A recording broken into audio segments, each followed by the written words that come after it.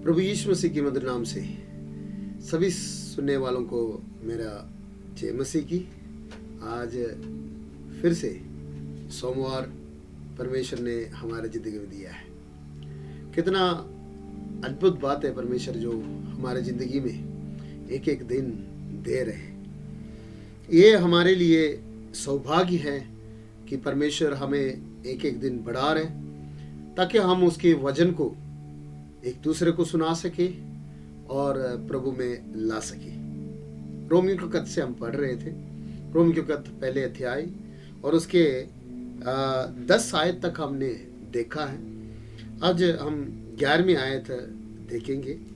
11वीं आयत में हमने देखा 10 आयत 9 और 10 आयत इकट्ठे देखा था पिछले शुक्रवार को। तो वहाँ पर हमने देखा कि संत पौलुस बहुत इच्छा है पौलुस को रोम में जाने के लिए, वहाँ के लोगों को मिलने के लिए। उसके साथ साथ बता रहे 11वें आयत में मैं बहुत मैं बहुत इच्छा करता हूँ कि मैं आप लोगों को आकर मिलूं ताकि मैं कुछ आत्मीय वरदानों को आप में बांट सकूं ताकि आप लोग स्थिर हो जाए। हिंदी में ऐसे शब्द इस्तेमाल किया है। एक दूसरे से मिलने से संत पौलुस यहाँ पर बता रहे कि मैं आपको मिलने का इच्छा में हूँ। बहुत समय से चाहते हैं पौलुस प्रभु का लोगों को जो रोम में हैं उनसे मिले और उनसे बातें करे, उनके साथ संगति करे, परमेश्वर के साथ बैठकर उनके साथ संगति करे करके बहुत चाहते हैं। तो यहाँ पर बता रहे कि मैं आप लोगों को मिलूं और मेरे मिलना आपके लिए एक आत्मीय वरदानों को आप में बांटूं और आप स्थिर हो जाए। 12 आयत में हम आएंगे, उसके और बढ़ते जा रहे हैं और बातों को 12 आयत में आ रहे। मगर ये 11वें आयत में देखो, हम आपस में हम मिलते रहते हैं, एक दूसरे को मिलते हैं। क्या हम आपस में मिलते समय एक दूसरे के आत्मीय वरदानों को बढ़ा पा रहे हैं या हमारे जिंदगी में जो आत्मीय वरदान हैं वो आप में ढाल पा रहे हैं? यहाँ पर संत पौलुस कह रहे हैं कि मैं आकर मिलूं ताकि मैं आत्मीय वरदानों को तुम में डाल सकूं। I may impart to you some spiritual gifts. आत्मीय वरदानों को आपके बीच में डाल सकूं। हमारे जिंदगी में हम आत्मीय वरदानों को एक दूसरे को देने वाला बनने चाहिए। आत्मीय वरदानों के बारे में देखा गया तो संत पौलुस प्रार्थना कर रहे हैं। कुरिन्थियों के पत्र जब लिखते हैं वहां पर बता रहे हैं कि हम आत्मीय वरदानों को और प्राप्त करने के लिए इच्छुक बनना है। तो यहाँ पर बता रहे हैं कि रोम में जब जाएंगे तो उधर के लोगों को, वहां पर विश्वास है, हमने देखा विश्वास से ओबीडियंस है उनके अंदर, विश्वास से निकलने वाला जो ओबीडियंस उनके अंदर है। और उससे बढ़कर बता रहे कि मैं जब आपको मिलूंगा, आपसे मिलूंगा तो आत्मीय वरदानों को आपकी जिंदगी में इम्पार्ट करूं, मैं आपकी जिंदगी में आत्मीय वरदानों को डाल सकूं। कैसे है हमारा मिलना? एक दूसरे को मिलना किस तरह से है? हम प्रभु के लोग एक दूसरे को मिलते समय दूसरे का भला बुरा बातें कहने के लिए नहीं है, बल्कि परमेश्वर का वचन को बांटने के लिए और उनको और आत्मा में और आगे बढ़ाने के लिए, आत्मीय वरदानों में उनको और प्रोत्साहन देने के लिए और उनको और सपोर्ट देने के लिए प्रभु के लोग होना बहुत जरूरी है। और यहाँ पर एक और बात बता रहे ताकि तुम स्थिर हो जाओ। आत्मीय वरदान ने हमारे जिंदगी में जब आते हैं, कलीसिया में जब होते हैं, कलीसिया के लोग स्थिर हो जाते हैं। आत्मीय वरदान कलीसिया में जब हम वचन पढ़ते हैं, वचन में लिखा है कि आत्मीय वरदान कलीसिया के लिए है और ये कलीसिया के लोगों को और स्थिर बनाने के लिए, यहाँ पर इंग्लिश में लिखा है टू मेक यू स्ट्रॉन्ग, हमें और ताकतवर बनाने के लिए और तगड़ा बनाने के लिए ये आत्मीय वरदाने लाभदायक है। हमारे जिंदगी में परमेश्वर एक दूसरे को मिलते समय परमेश्वर के बातों को बताने के लिए, परमेश्वर के बातों के बारे में ध्यान करने के लिए और हमारे जिंदगी के अंदर आत्मीय वरदानों को प्राप्त करने के लिए प्रभु हमें मदद करे।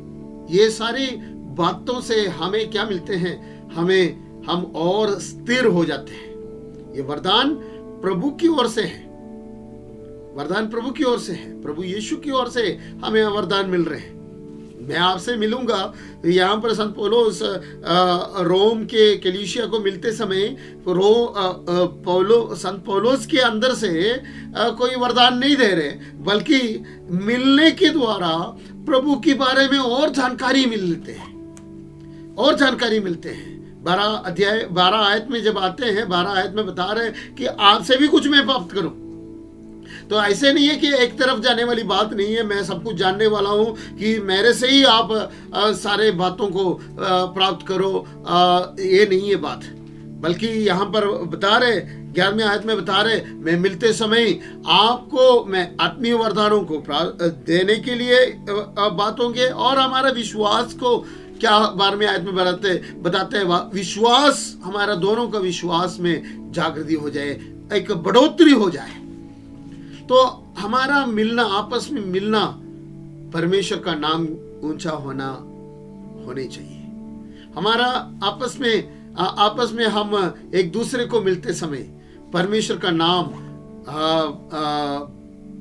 जैसे यीशु ने प्रार्थना किया, यीशु ने चेलों को प्रार्थना करवाया, परमेश्वर का नाम पाक माना जाए, पवित्र माना जाए। तो इस तरह से हम एक दूसरे को मिलते समय परमेश्वर और पवित्रताई में हम बढ़ जाए, और हमें पता चल जाएगा हम और पवित्रताई इसलिए कर रहे हैं कि परमेश्वर की और पवित्रताई हम देख पा रहे हैं। हम किसी का घर में जाए, मानो उधर गोबर से लिपाई किया हुआ है, कोई बंदा शू डालकर जा रहे तो वो अक्सर शू खोलने का प्रयास नहीं करेगा, क्योंकि गोबर फिरा हुआ है। तो शू खोले तो सॉक्स भी है, सॉक्स भी गंदा हो सकते हैं। तो सीमेंट वाला जगह है, सीमेंट से वो रखा फर्श बनाया हुआ है, तब भी इतना नहीं करेगा, मिट्टी होगा, सीमेंट का धूल होगा तो शू खोलने का प्रयास नहीं करेगा। मानो अच्छी तरह से फर्श बनाया हुआ है, बहुत साफ सुथरा है, टाइल्स डाला या कोई और मार्बल डालकर, बिल्कुल ग्रेनाइट डाल के बिल्कुल साफ करके रखा हुआ है, वहां पर हम क्या करेंगे? हम अपने शू खोलकर अंदर घुसेगा। क्यों? उधर की सफाई देखकर हम भी सोचेंगे कि हम भी थोड़ा साफ हो जाए। तो इसी तरह से परमेश्वर का, हम एक दूसरे को मिलते समय हमारे अंदर जो परमेश्वर की भावनाएं हैं, परमेश्वर के बारे में जानकारी है, एक दूसरे को बताते समय और पवित्रताई में बढ़ते जाने के लिए हम चाहते हैं। इसलिए आने वाला दिनों में हमारा मिलना, हम एक दूसरे को मिलना हमारे जिंदगी में एक आशीष कारण हो जाए, दूसरों का जिंदगी का एक आशीष का कारण हो जाए। एक कलीसिया में एक पासवान जा रहे तो वो पासवान के द्वारा वो कलीसिया आत्मीय वरदानों को पाने के लिए प्रभु मदद करे। वास्तव में कलीसिया के अंदर आत्मीय वरदानों को पाया हुआ लोग होने चाहिए, तब ही लोग स्थिर होंगे, स्ट्रॉन्ग होंगे। हम देखते हैं रोड की साइड पर सफेदा का बूटे लगा होते हैं, हवा तूफान आते हैं, कभी कभी जो कमजोर है वो गिर जाते हैं, टूट जाते हैं। तो तगड़े हैं, बिल्कुल तगड़े हैं, ठीक ठाक है, वो नहीं गिर पाते हैं, वो उसको गिरा नहीं पाएगा।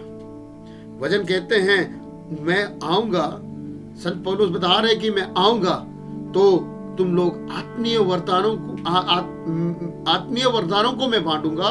और क्या है, तुम लोग तगड़े हो जाए, स्ट्रांग हो जाए, स्थिर हो जाए। हम एक दूसरे को स्थिर करें, बिगाड़ने वाला नहीं बल्कि स्थिर करने वाला बन जाए। हमारा मिलना, हमारा एक दूसरे से मिलना एक आशीष का कारण बन जाए। प्रभु हमें आशीष का लोग बनाए। प्रभु ने भी ये कहा कि जब जहां जहां तुम लोग जाएंगे तुम्हें शांति हो करके बताओ, और वहां पर कोई शांति का पुत्र हो तो उन पर वो शांति रहेगा, नहीं तो वो शांति तुम्हारे पर वापस आ जाएगा। हम शांति देने वाले हैं, शांतिदाता का संदेश लेकर घूम रहे हैं। तो हम एक दूसरे को एक आशीष का कारण बन जाए। इन वचनों के द्वारा प्रभु सबको आशीष करे। धन्यवाद।